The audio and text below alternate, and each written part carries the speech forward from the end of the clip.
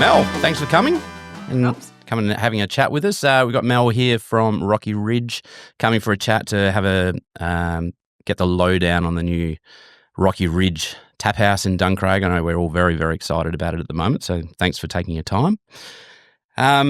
We've been talking to a lot of people in Duncraig about the brewery coming in, and there's a lot of questions that's been thrown around of late. How long has it been now since... Too long. Too long, yeah. So there was a little bit of a delay. Anything you can update people on? Yeah, on that? I mean, it's been a long time coming. We apologise, we're not open yet, but the build time has been really quick. It's only been about 6 or 8 weeks that we've been under construction, but prior to that, it was just the regulation that goes into it and the red tape that you got to jump through so many hoops. So there's a few delays with that.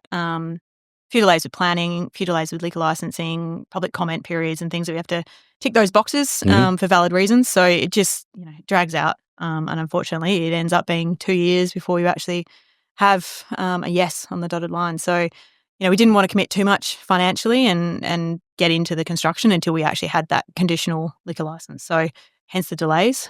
I think, but we're getting there quick now. Throw the words beer and tap house into the local area and everyone becomes a little bit impatient, but yes. All are very, very excited. So we're on a tight timeline now, end of the month, is that right? Yep. Okay, we can hold you to that? I certainly hope so. No pressure. So, I mean, look, why Duncraig? I mean, I've lived there for the last 20 years. Look, I know the building economy that is in there and full of young families and obviously people are the demographic that you're probably chasing. But what made you pick Duncraig? Exactly right. You've kind of hit the nail on the head. It's a very similar demographic to our Bustleton tap house, and we love the vibe that's there. And we've been looking for quite some time for a home in Perth, but nothing really stood out to us. It was either brand new builds or something that we weren't quite sure had the right fit for us. And then we came across the Duncraig venue, and it sort of ticked a few boxes. Beautiful tree out in the beer garden that we just loved from day one. And it's an older building. It feels like home. We like renovating buildings because it's definitely not sterile. It's got character. It's got that character to it. We loved the aspect, the height, looking out over the greenery over beautiful Duncraig. It was, it just kind of ticked all the boxes for us. And it was in that sweet spot between a small bar and a really big pub, which is what we were looking for. So more of an intimate atmosphere, I guess. Yeah. Yeah, and I think, you're having a beer in your mate's backyard. Yeah, exactly. Yeah, I get that. And look, we're so excited about it. I mean, look, I sell a lot of property around the area, and it is the talk of the town, which you'd love to hear. But it's good, but also not good. yeah. Look, it's become a sales point. If you're within walking distance to Rocky Ridge, is it coming? Because So I don't know whether you know what you've got yourself in for, but I'm sure you're going to be nice and busy. But we talk about intimate settings. I mean, it really comes hand in hand with what Rocky Ridge is about. From an outsider looking in, small business, family orientated. You're not this massive corporation that's trying to take over the world. It is more of an intimate company. Would you say that? Yeah. I mean, we're family owned. We're fiercely independent. Hamish and myself started it 8 years ago. Yep. But Hamish is a fifth-generation farmer down in Jindong. So our brewery is on his family farm. Where's Jindong? Yeah. You always get asked that. So he's farmer through and through, and we've had a lot of help from his farming backing. But we wanted to stay local, and hence why we've sort of gone this route, is establishing ourselves in local communities before we expand. Yep. But yes, Jindong is a beautiful place. We constantly no one knows about, but yeah, secret spot where that is. Mm-hmm. But it's just out of Bustleton, basically. So 10-15 minutes out of the CBD, heading towards Quarrama. Yeah, and look, doing a little bit of research on what Rocky Ridge is about. Sustainable, obviously environmentally friendly. Thinking about your footprint, all the rest of that as well. So, sounds like you're planting a heap of trees down there, and yeah, we do. We get the team out on tree planting days and support a lot of local initiatives around environment and protecting waterways and things like that. So we're certified sustainable and carbon neutral. Yep. So all of our beers, all of our merchandise, all of our venues is full scope, 100% carbon neutral. And we're part of the Certified Sustainable Network, which is more about a sustainable supply chain. Yep. So every step of the way to get a beer into one of our cans, everyone is doing the right thing or trying to. So, we want to make beer it's got to be fun to drink, and it's got to be innovative. And I find it pretty fun to drink. But, Two things I'm passionate about is beer and Duncraig, so it works really well. Perfect. Yeah. But we want to just tread lightly on the environment, look after tomorrow, because I don't know about any other planets that have beer on them. So we've got to look after what we do. And I feel like having that connection to farming is we're so dependent on the environment. One of the biggest ingredients in beer is barley. Mm-hmm. So if we don't look after the environment, we don't have barley to make beer. Yep. And I think it's great as well because it shows that you're community focused. And it's obviously not your first rodeo. You've got the tap house down south. You've opened one up in Melbourne recently as well. So Brunswick, was it? Yeah, Brunswick. Yeah. So look, we're not the test. You would have perfected it by now. So everyone's different and it changes. So, it's like learning again. Yeah. So, I mean, look, people are obviously interested in a variety of parts of the Duncraig business. So, you saw the other day we did a little questionnaire. We got a variety of questions. Some people are asking for free beer, which is cheeky, but you never know who your best friends are in a big world. So, I'm not sure the licensing would like me there.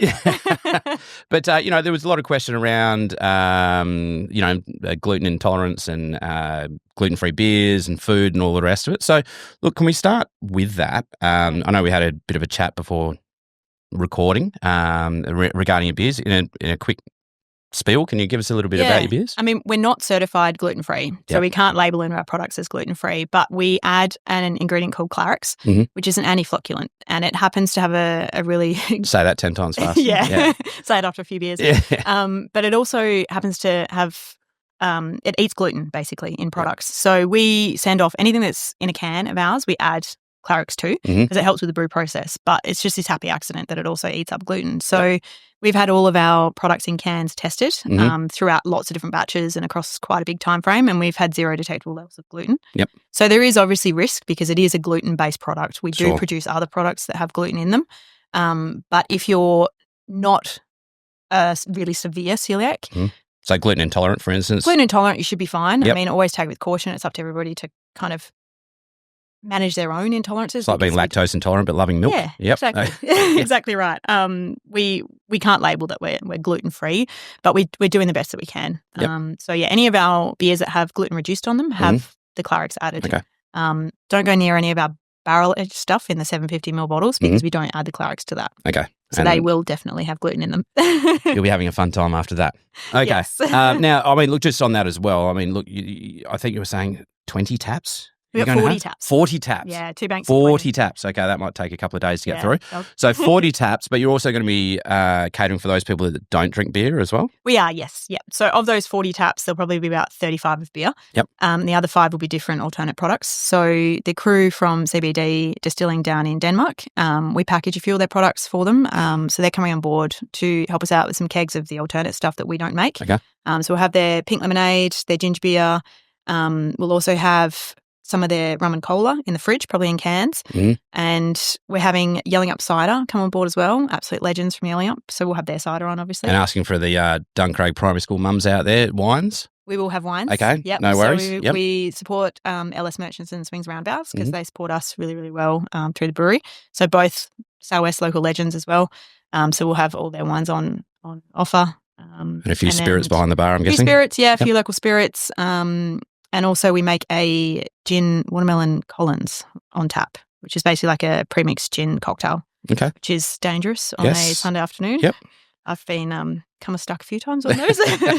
So we'll have a wide selection. It's not just about must have been beer, something you ate, maybe. Definitely not a number of beers ad. Yeah. But definitely it's the beer focus, but there's lots of other options if you're not a beer drinker. Yeah, and you got to have a little kitchen there as well? Yes. Yep. Okay, so talk to me about the kitchen. I know we spoke about gluten-free in beer. I know doing anything gluten-free in a kitchen is extremely difficult. It really is, because you basically got to have 2 separate kitchens. Yep. I mean, we will have a few options that are gluten-free, particularly the deep fryers. It's hard because you've got to have a whole separate deep fryer. If you're frying chicken, you can't fry anything else in that. It's got to be, much, Okay.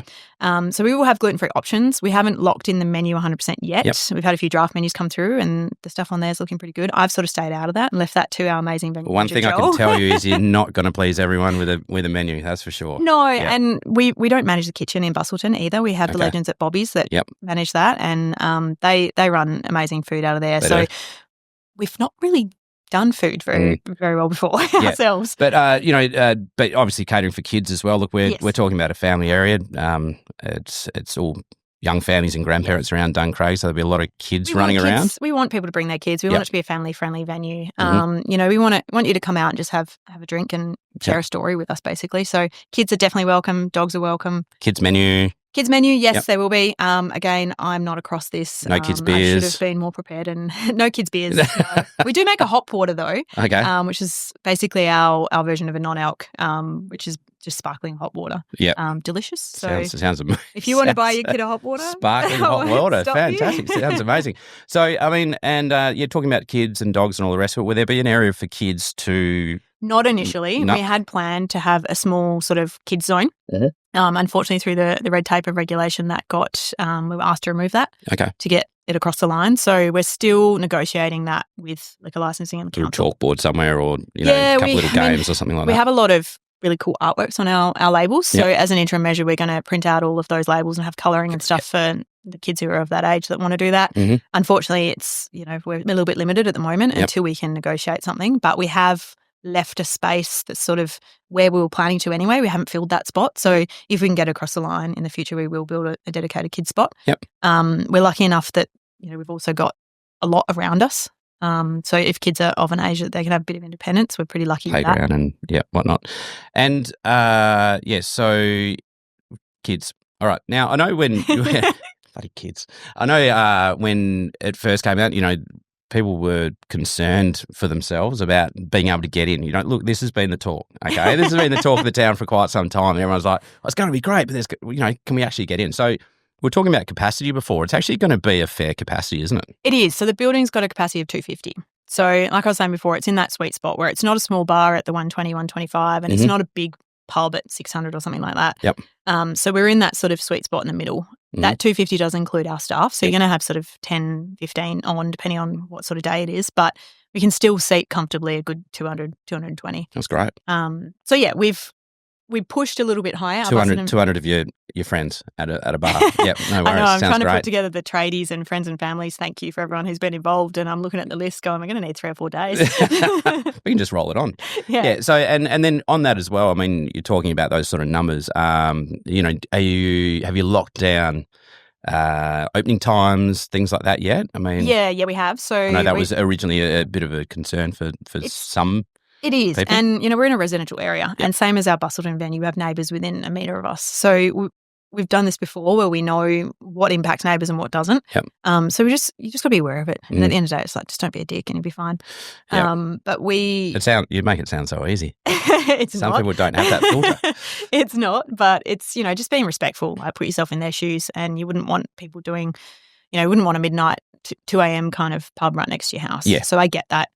So, our hours are up for a little bit of change. We sought licensing slightly bigger than what we wanted for our opening hours, just to give us that flexibility that if we do want to have a party and it's New Year's or something, everyone's out on the town, it's noisy everywhere, you can extend without needing to apply for an ETP. Maybe not 1 o'clock on a Sunday morning or a Monday morning kind of thing. So we're going to open 11 a.m. till 8 on Sunday through Thursday and 11 till 9 Friday, Saturday. That's great. And just see how that goes, see what the community wants. I mean, it is see who you can't kick out at 9 o'clock. Go from Push there. down the hill. Go. Okay, guys. Look, I mean, again, really, really exciting. Regarding, I think you were talking before about, sitting down on a Sunday afternoon having a beer. Any chance of any live music getting in there? Yeah. So as part of our planning, we did an acoustic report, which factored in 2 spots for live music. So just acoustic style. We won't have anything raging. You won't see a DJ set up there. Until you hear someone play Sweet Caroline in the hall. I know. As soon as Daryl Braithwaite comes on, everyone's involved. So we've got up on the top veranda, there's a couple of spots we can have acoustic setup. So we'll plan to do that over the weekends and Fridays. And certain other events if we're doing that sort of thing. Yeah, I mean, events is probably a good one. Quiz nights. I mean, is that a bit kind of out of the demographic that you're kind of chasing, or is it something that I mean, we're open to everything really, and it really depends on what the community is looking for. We do, we've had a couple of comedy nights down south, we've done some quiz nights, we've done local beer tasting nights, particularly one that's school mum nights, wine tastings. Wine tasting. I thought about doing like a clothing swap wine tasting night because I just know that I hate buy and sell and I just end up, I'm sure any excuse, you could do a book club there. I don't think there'll be any books. Something like that. The waiting around for someone to turn up and pick up your gear you're trying to sell. So bring a bag of clothes, drink a glass of wine. I've had that on my list for a while, but we do all sorts of things and it really depends on what we want to do and what the community is looking for. But Well, it things sounds, like I was just going to say, it tasting. sounds really good because, as you're saying, you're a small. I mean, look, I'm not saying it in a bad way. It's actually a really good way that you're not this massive corporation, so you can chop and change and You can adjust, pivot without, and maneuver because it is.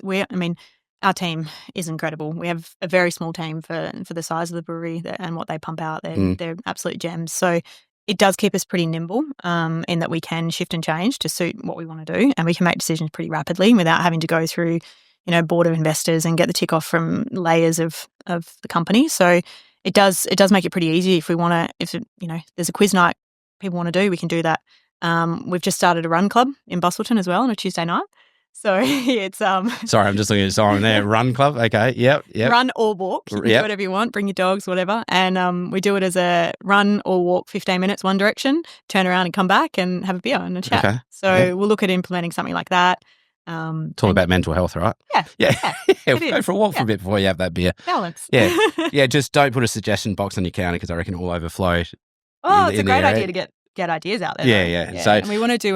We've got already scheduled for March is a Clean Up Australia Day. So we're going to do a bit of a community clean up around the venue and streets and just see what we can do with that, which we do in Melbourne and we do down south. So those sorts of things that we'd love to join in with the community as well. Yep. Right. Okay. So another question that came up a lot. Ready for this one? Oh. Happy hour. Happy hour. Is there such a thing as happy hour? We don't do a traditional happy hour, but we have a membership program. Not a bell that someone can ring and shout everyone drinks or something like that? No. Well, you can shout everyone drinks if you want. Okay. Sure. Thanks, Bill. We're open to that. Can I borrow your credit card? I don't even have one. Company won't give me one.